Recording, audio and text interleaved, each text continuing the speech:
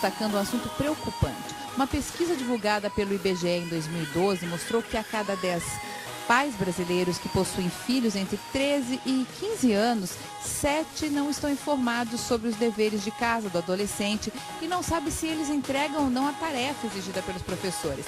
A pesquisa apontou ainda que 40% dos pais não sabem o que as crianças fazem durante o tempo livre e 25% desconhecem que o filho falta às aulas. Já que nós estamos aí, algumas escolas já começaram as aulas também próximo do início do ano letivo de outras escolas. Vamos discutir um pouquinho esse assunto no nosso Opinião de hoje e saber a importância da participação dos pais na vida escolar dos filhos.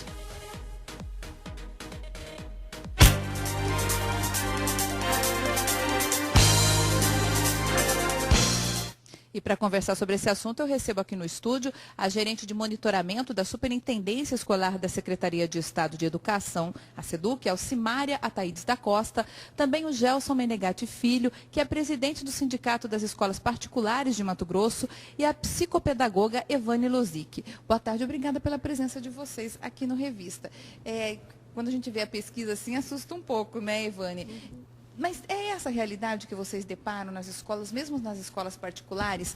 Muitos pais não acompanham essa educação dos filhos, eles delegam para a escola essa atividade e no dia a dia acabam, enfim, não dando muita atenção para isso? Realmente, né? O dia a dia acaba sendo tão corrido que muitas vezes os pais não conseguem conciliar essa tarefa, né?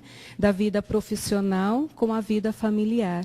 Então, o que a gente vê nesse meio termo é a necessidade de como fazer esse encontro, de como fazer esse encaminhamento. E aí, muitas vezes, as famílias se perdem nesse caminho e, juntamente, os filhos adolescentes, principalmente, acreditando-se que eles já conseguem, né, por si só, já ter o comando, ter a orientação, conseguir delinear os limites, né, do caminho a que ser seguido, eles acabam muitas vezes se sentindo sozinhos. E aí os resultados nem sempre são positivos. E aí quando os pais percebem, já tomou uma dimensão que foge ao controle. Alcimária, e o que as escolas podem fazer, qual a orientação para elas chamarem esses pais para essa realidade do filho? Bom dia a todos. A importância maior da participação dos pais no acompanhamento dos filhos, ela se dá, e principalmente o que a gente vem buscando enquanto Secretaria de Estado de Educação e através da Coordenadoria e Superintendência de Gestão Escolar, é fortalecer essa participação através dos conselhos deliberativos. Lá nós temos a representatividade, que é o segmento pais.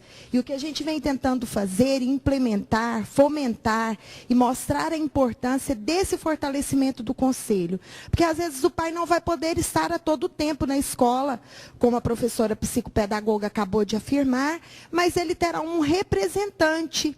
E se ele tem conhecimento dessa representatividade, sabe quem representa o segmento pais, ele terá mais oportunidade, uma abertura maior para discutir as questões, principalmente de acompanhamento do filho no ambiente escolar. Inclusive, se ele não sabe como fazer esse acompanhamento, ele vai ter orientação para ele aprender a fazer isso também? Sim, todos os conselhos deliberativos que foram recém-eleitos agora no mês de novembro, os conselhos têm um período de 2 anos de atuação, eles receberam uma formação e ainda estamos agora implementando a formação e teremos um mês somente para fortalecer, para levar informação, para dizer como essa representatividade tem que ocorrer e como ela deve chegar até os pais. Gelson, nas escolas particulares, a gente às vezes escuta muito assim, mas eu estou pagando, estou comprando um produto, então não quero que às vezes o meu filho repita de ano, não quero que meu filho tenha alguma advertência, porque é um produto, as pessoas pensam muito como um produto que eu vou lá com a defesa do consumidor, posso trocar, enfim, né? Só que não pensa também que esse produto tem uma característica toda especial, que é uma questão de educação. E como que vocês chamam essa participação dos pais nesse acompanhamento da educação para eles entenderem que às vezes é necessário sim uma advertência, nem sempre você vai passar de ano porque você está pagando uma mensalidade? O que nós poderíamos dizer o passar de ano, talvez foi uma teoria adotada agora a progressão que o poder público implantou. Até interessante que o Estado de São Paulo está voltando atrás essa situação nos primeiros 5 anos da educação. Eu não digo passou, mas aqui no Mato Grosso tem a prática do aluno, ele vai progredindo independente de se auferir o conhecimento dele. O que acontece na rede privada de ensino? Ela envolve a família, porque a escola não é um depósito de ser humano.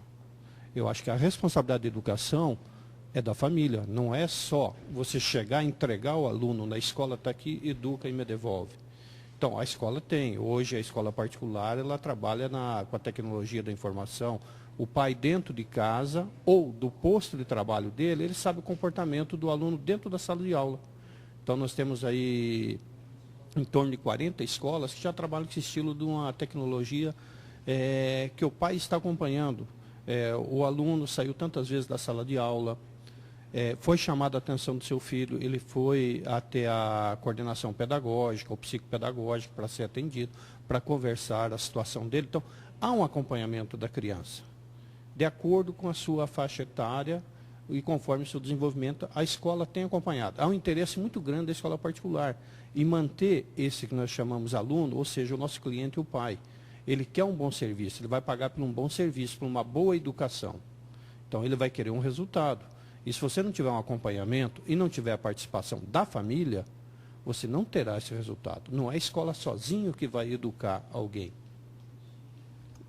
É um conjunto, né? E falando dessa educação em conjunto, nós somos as ruas para ouvir o que a população pensa sobre esse assunto. Será que os pais gostam, por exemplo, quando o professor chama a atenção do filho ou coloca o filho de castigo? Nós vamos ouvir a opinião dos nossos entrevistados.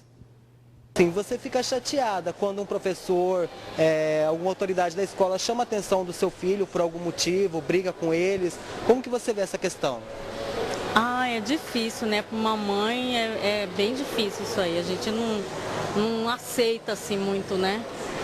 Não chega a ser normal para uma mãe isso aí, né? Nenhuma mãe quer isso para o seu filho. Eu já fui chamada uma vez, acho que é normal, né? A gente tem que comparecer para verificar o que está acontecendo. Algumas vezes que foi, a gente sempre a gente foi a favor da professora, né? Porque sabe que criança sempre é pronta. Sempre descobria quando ele não estava se comportando na escola direito, chamava a atenção dele em casa, eu cobrava dele em casa.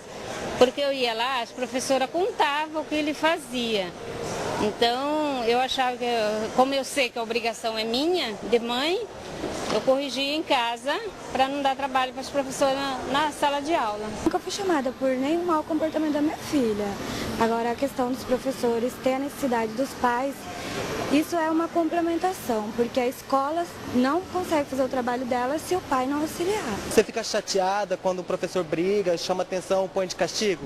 Não, se convém, né? Se não maltratar, não, que é um direito, né? A partir do momento que está na escola, tem que corrigir. Olha, eu acho que a escola também tem que ajudar na educação dos filhos. Começa em casa, mas a escola tem que estar participando, sim, sempre disso, porque muitas vezes a gente não sabe o que acontece, o comportamento da criança, né? E a escola também está ali, muitas vezes está mais apta porque tem psicóloga, a escola mesmo tem psicóloga, né? Então é mais fácil, tem problemas que a gente não vê, mas a escola percebe. A gente teve uma briguinha pelo celular. Aí chegou na diretoria da escola e acabou que foram todas as meninas chamadas. Você sabe quando as tarefas são entregues aos professores, você acompanha tudinho isso? Às vezes, né? Quando não estou trabalhando, sim. Se ele fez alguma coisa errada na sala de aula, ela tem mesmo de chamar atenção, porque na sala de aula a autoridade é a professora. Hoje as crianças estão tão rebeldes que os pais largaram mão, deixaram por conta da escola e a escola não sabe o que fazer. Então, está à mercê da própria sorte dos alunos.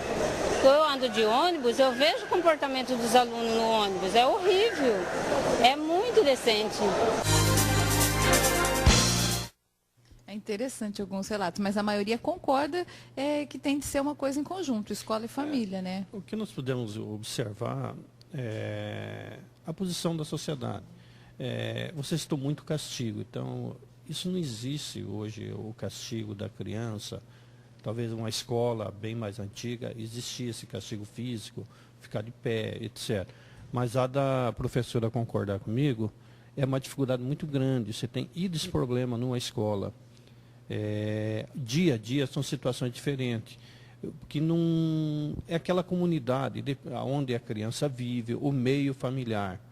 Ao pai que ele só quer resultado. Ele, como eu coloquei anteriormente aqui, então se vê dificuldade. A escola particular talvez ela tenha uma facilidade maior, que ela gerencia seus próprios recursos, ela consegue muito mais rápido. Já a escola pública ela tem uma burocracia, às vezes que dificulta o trabalho dos profissionais. Mas o sistema de educação, ele está passando, hoje nós estamos com o desenvolvimento da tecnologia. Hoje tudo é tecnologia, bem lembrado por uma das adolescentes que apareceu ali. A questão do WhatsApp, a questão do tablet, a questão do celular em sala de aula, tudo isso. Há um fato interessante, há um colégio chamado Cristo, talvez um dos maiores colégios do Brasil, em Fortaleza, em número de alunos particular. Eles têm um sistema perfeito, eles trabalham com tablet. Mas mesmo o professor estando de costas, ele sabe que cada aluno está fazendo dentro do seu microcomputador ali na sua mesa, ele está acompanhando mesmo estando de costas. Eu tive conhecendo o sistema, é algo interessantíssimo. Então, o que acontece? A família não se preparou para essa questão da evolução da tecnologia. Hoje você tem criança com 2, 3 anos com celular, que é um absurdo. O pai acha bonito. Então, você não tem um controle do acesso da mídia que essa criança tem. E isso está levando a essa situação. Você falou uma palavra interessante, a questão do controle. Na verdade, se libera muito, aí depois quer se cobrar em outras situações Isso. e não pensa que é uma questão de educação mesmo. Uhum. E como ele disse, a questão a mídia, né, a tecnologia fazendo parte, então as crianças, os adolescentes têm muito acesso a informações. E com isso, a questão da autoridade, né? Porque antigamente tinha aquela questão dos tempos, né, antigos, o adulto era quem passava todo o conhecimento. Hoje o acesso à informação, ao conhecimento, ele é vasto. E aonde que está então essa autoridade? Está na forma como o adulto ele se comporta, no modelo que ele oferece para aquela criança, para aquele adolescente. E aí vem a autoridade amada, essa confiança. Mesmo eu estando fora, mesmo eu estando ausente, a minha presença nos valores morais, nos valores éticos, ele permanece. E aí os pais hoje em dia, voltando à questão da família, né? Nessa correria no dia a dia, você acaba terceirizando a educação. E aí a escola entra nesse contexto terceirizado como profissionais também das demais áreas afins.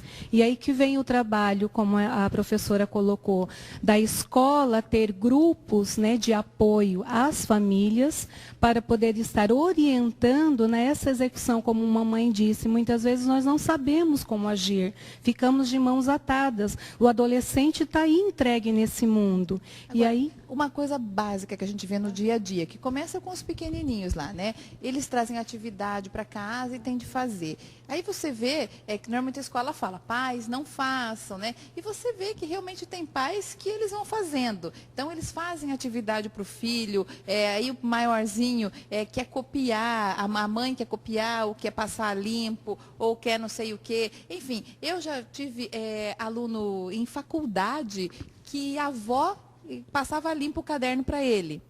Porque queriam que ele tivesse um caderno bonito e passava limpo. E ele contava como um rapaz, um homem já, contava com a maior naturalidade que o caderno dele era todo bonito porque a avó passava limpo. Quer dizer, você não precisa nem chegar na tecnologia. São coisinhas básicas que a pessoa tem que aprender nessa responsabilidade dela. Acho que com material, com uniforme, desde pequeno, isso está sendo muito largado, me parece?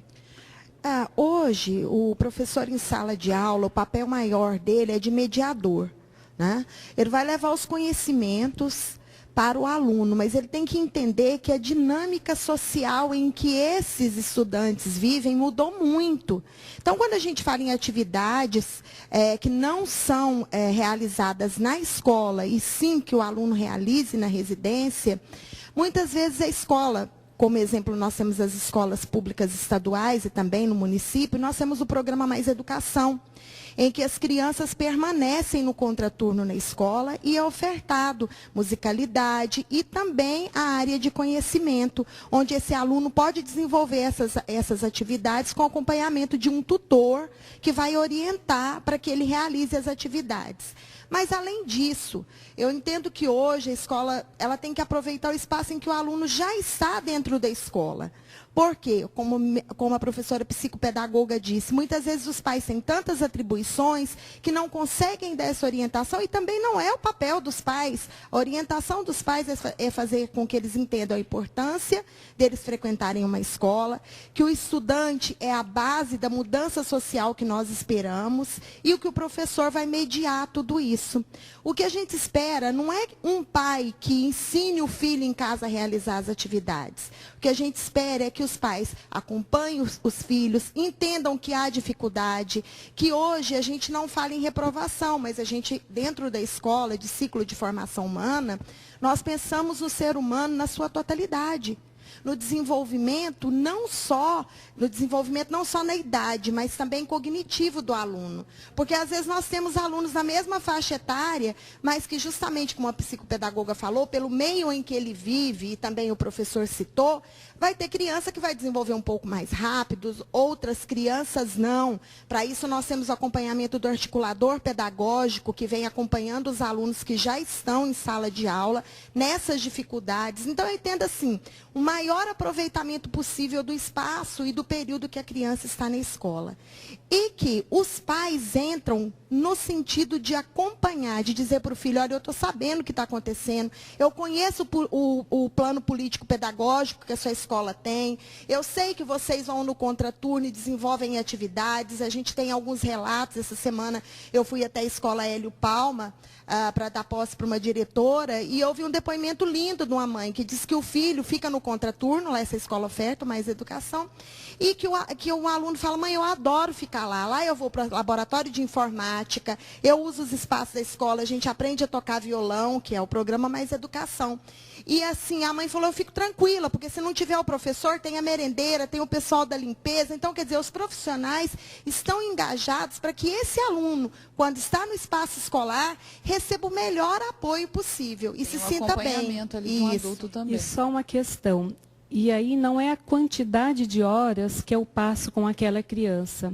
Então, eu sempre costumo orientar os pais no sentido, aquele pouco tempo que eu tenho que ter qualidade, eu tenho que estar por inteiro. Então, quando eu chego em casa, então não é o filho estar perto fazendo as atividades, eu estou ainda em meu trabalho. Então, naquele momento, o que eu faço? Em cada faixa de etária, qual é a presença significante, né, que para minha participação na vida do meu filho? Porque se eu não cuido, se eu não dou atenção, alguém lá fora estará fazendo isso. Então, essa consciência, né, esse despertar para o mundo que está cada vez mais cedo, então exige dos pais essa presença. E aí vem a qualidade, aí, como eu disse anteriormente, vem o meu modelo, o meu exemplo. Porque aquilo de antigamente dos nossos avós, bisavós, faça o que eu faço, mando, mas não o que eu faço, né? Hoje em dia não encaixa mais. Na verdade, é o não exemplo é o mesmo, exemplo, né? É o modelo que nós temos que ter, porque isso se torna verdadeiro. Então, essas crianças, com acesso de toda essa tecnologia, nesse conhecimento, então eles querem que o adulto seja verdadeiro, naquilo que ele fala, naquilo que ele faz. E aí tem as questões morais e éticas. Então, uma criança pequena que aprende na escola as regras de trânsito, onde eu não posso avançar o sinal vermelho, e aí, de repente, o pai vira e fala assim, não, agora eu posso. Como que ela vai crescendo? A regra, né? As leis, elas podem ser burladas a meu bel prazer. Essa hora eu posso, essa hora eu não posso. E aí vem as questões educacionais. A minha mãe fala isso, a minha professora fala, mas se lá em casa eu escutei que tem hora eu posso fazer isso, então eu vou mensurar segundo a minha zona de conforto. Eu agradeço muito a presença, Chelsea. Você quer fazer uma fala? Bom, colocando tudo, eu acredito que a escola tem que ser atrativa. A partir do momento que você tem a escola atrativa, a criança vai estar presente. ela vai se envolver com a escola. Agora, a família, o pai, a mãe, tem que participar. Falando como pai, que eu sou, filhos, tem que estar junto. Não adianta só deixar para a escola, para o mediador. Você tem que estar acompanhando seu filho. Se você não acompanhar, alguém adota-o. Com certeza. Certo? E o mundo aí fora está cheio de gente querendo adotar, né? Eu agradeço muito a presença de vocês aqui no Revista. Obrigada pelos esclarecimentos.